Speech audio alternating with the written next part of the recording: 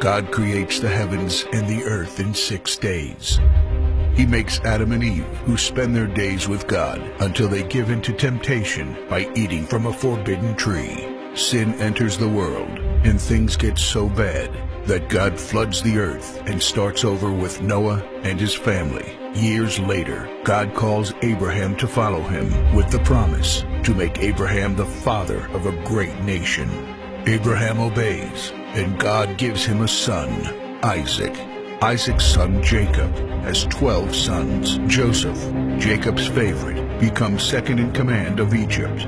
God uses him to save his entire family and Egypt from starvation. Hundreds of years later, the Israelites are slaves in Egypt. Moses is called to lead the Israelites out of slavery. Joshua takes over after Moses and leads the people into the promised land.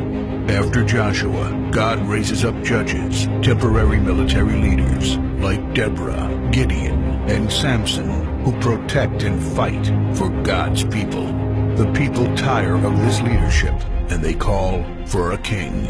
God gives Israel King Saul, King David, and then King Solomon. But it's all downhill from here.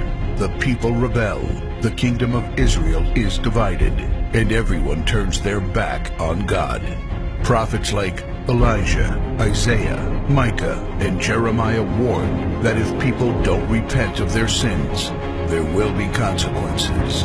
But the people ignore their warnings. The divided kingdoms are conquered, and God's people face captivity in foreign lands. People like Daniel show great courage and stand up for God when no one else does. Some of the exiled people return to the promised land, but for 400 years, God is silent. No prophets, no miracles, and no angel visitations. But then, the silence is broken when Jesus is born. He lives a perfect life, teaches truth, and performs miracles, proving He is God. He shows us the full extent of God's love by taking our place and dying on the cross for our sin. He is placed in a grave, but 3 days later, Jesus rises again, conquering sin and death. His followers travel the world, sharing the good news of His love and starting churches.